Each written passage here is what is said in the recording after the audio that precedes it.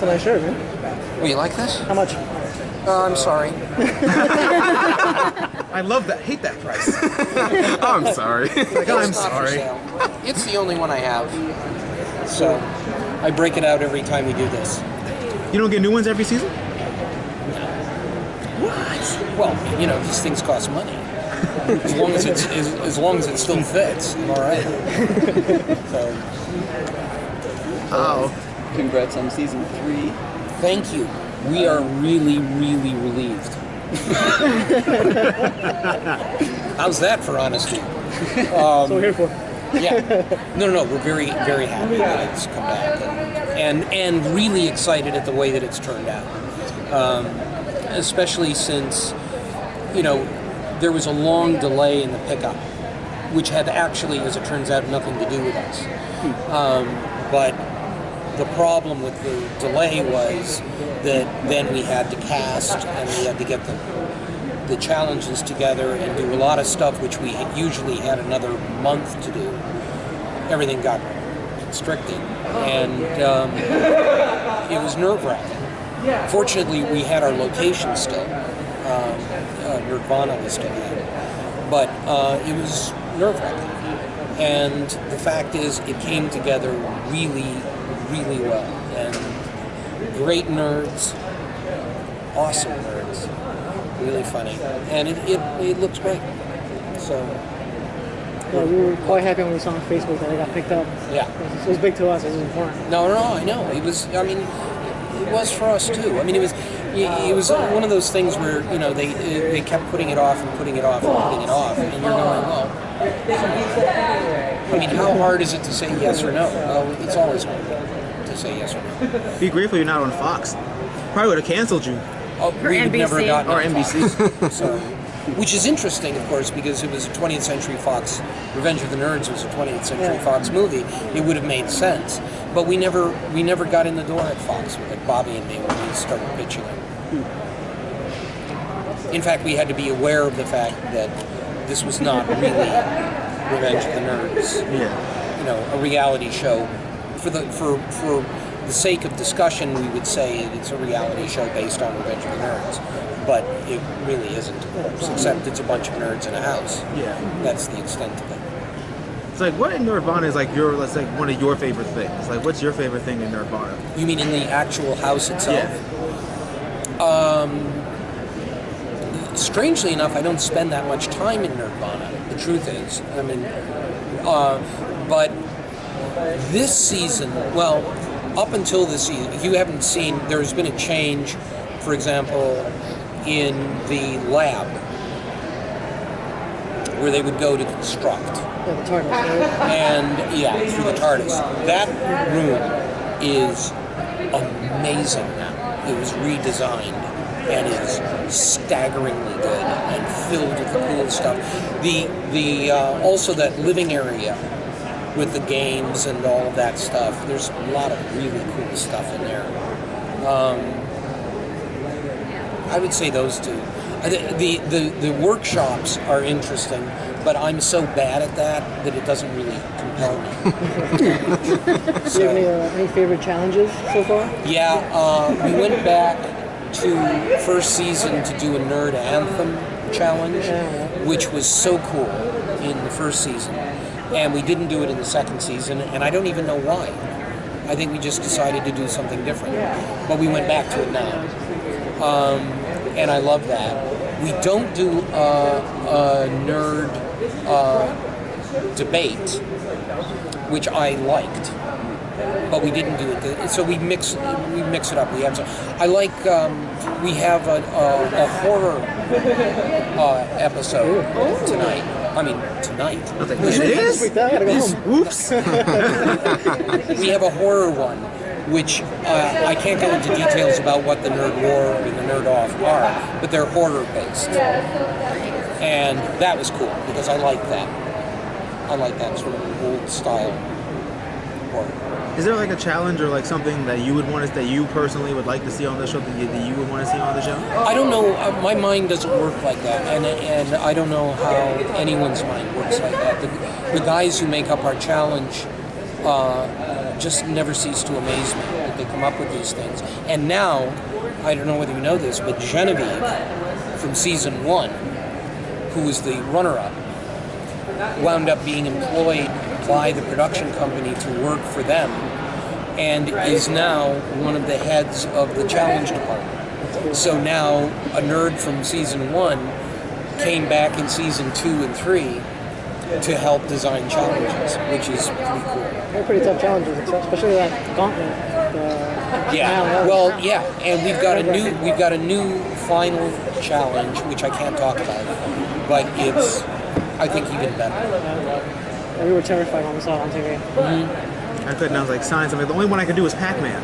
I know. And I was like, and not only that, but you know, the idea of doing Pac-Man, it's like anything else. You know, you've done Pac-Man and you think, well, thank God I can do that. But when you're under the gun that way and having to do, as they were, you know, 5 or 6 different things. I mean, Kayla, right? I mean, Kayla, she kept fucking up Pac-Man, and it wasn't like she didn't know how to play Pac-Man, but the stress makes you do weird things, and things that you even know about, you suddenly freeze up under the pressure of the moment. So, like I said, it was really exciting to see the show got picked up again. With your ratings, are they skewing like the demographics that you expected, or is it more all over the place? Or are you seeing? You know what? I don't even know. I don't know how they skew. I don't know. I couldn't tell you. Now, personally, I never really watch any kind of reality or competition shows, but I love King of the Nerds. Can you think of what could be that special ingredient that might Well, attract you somebody probably like would be able to tell me. I don't even know. You don't know? I think one of the things is, I think there's comedy. There's a lot of comedy in it, and there's not a lot of comedy in reality competition shows. There's some, but not a lot. And that was one of our things from the get-go, was that we wanted comedy. And also because we don't want it to be Bachelor or, you know, something where, or Survivor, where, and some of our guys worked on those shows, but we didn't want it to be mean. We didn't want it to be abusive. We didn't want to mock nerds, and so that's another part of it. You know, there's no voting people out. When you go home because you lost the nerd off, and that's just the way it goes. You have to get rid of somebody. yeah. I mean, you can't all just live there forever. But at least this way, you don't have people getting together and saying you out.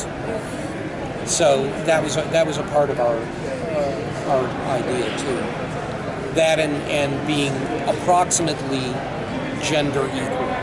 Because that was a funny thing, actually, when we started pitching it, Bobby and me, when we started pitching it originally, people's idea was that it would be all men. They just automatically assumed that it would be all guys in his house. Maybe because of Revenge of the Nerds. They thought, oh, so it's all these guys living in the house. And we would say, no. How boring would that be? It's all these guys living in a house. I mean, it was all right for a movie, but please. And no, so that was the other thing that we insisted on. We said, relative gender equality in the makeup of the nerds, and also not be mean. And that's the way we hopefully have gone. What advice do you have for people that are just generally like intimidated? Like, say if you're a comic book nerd or a gamer person, and you have like the neuroscientists and like the astrophysicists and all those people. What do you feel the people who want to compete or join feel about something like that? About that knowledge? If they're in the house, they have a degree of confidence about themselves. And they may have these conversations with people who have, are PhD. We have 3 PhD. Robert probably told you. We have 3 PhDs in this new set of nerds. And then we've got people who read comic books. So it's a range of people. And what winds up happening is the people who read comic books will frequently suddenly pull out this ability which no one dreamed they have. Maybe they have a musical ability that no one even considered. So when you do the nerd anthem, suddenly those people shine, and the people with PhDs are, you know, statues, and they don't contribute anything to it. So it all depends on the challenge. The challenges are set up in a way that those people will have to step up or not step up, and sometimes the people who step up are not the ones you expect. Yeah. So, you know, I mean, maybe they can get some intimidation. There's a factor of that, but everybody knows that whatever happens this week, next week it's going to be something totally different. And you may shine because you're a scientist this week, but next week you're going to have to get into a cosplay outfit and perform, and you're not worth anything, you know. So, Speaking of cosplay, are you going to see you in costume again? oh yeah, I think so. That's my favorite part. Yeah. No, we're always looking for a reason to put me in drag. It's just irresistible. I mean, it started very innocently in the first season, and then it became, okay, well, It's a thing now. what are we going to do? It's like, how do we top last year's costume? Huh? It's like, how do we top last year's costume? Which one? It's like, Oh, you mean the Lady Gaga one? Or the- that Yeah, was the first yeah. season. That was the first season. that I like that. The Yeah, Gaga Lady costume. Gaga was great. Lady Gaga was great. It's like, No, actually, we do some pretty spectacular ones this year that you haven't seen. are we going to talk? Are they going to be any special guests or anything that? We've got some great ones, but we can't mention any of them except for Yaya Han, who was with us both previous seasons. She comes back this season, and she's going to be with us at the panel today. But she's the only one I can mention. It's like, any guesses? If I throw people out there, would you be able to like Good nod luck. or shake their head? They're not necessarily the ones you would expect. Adam West. Good guess. It's wrong, but it's a good guess. It's like, isn't that cute? But it's wrong. Yes. I asked Bobby this question before. Revenge of the Nerds for me and Jeff, it's probably like the one movie that defines us. Like that, we grew up with that movie. That's our mantra. That's where we come from. I asked Bobby this question: what movie for you growing up was your mantra? You go back and say, "This is me on film. This is where I come from." Wow. I don't know that I have one, but my movies were all from the 20s and 30s and 40s.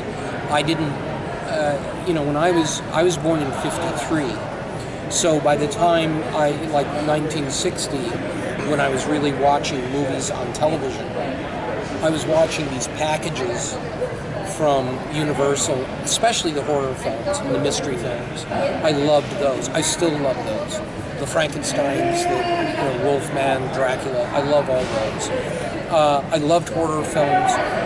Those horror films. I don't care about slasher films. I don't care about violent films. I love the old ones. Going back to Lon Chaney, I loved the original Lon Chaney. The silent ones, the German ones. I love all of those. Those would be the ones, but I can't name one over another. But every year around Halloween, I start watching those movies again. I love them. I can't wait for season 3. And It's pretty cool.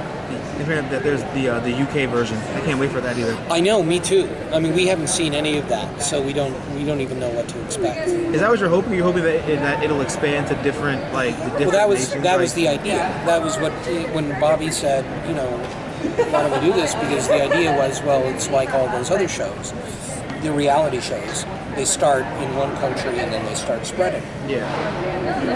That's what's begun to happen with King of the Nerds. It's now starting in England, and maybe it'll go from there. Believe. Are you happy to see how the show is being embraced, how big it's getting? Yeah, I mean, it's really gratifying because it's like we set out to do something that we wanted to be. You know what we always said to them at 5x5 Media? This was my mantra when it came to this show.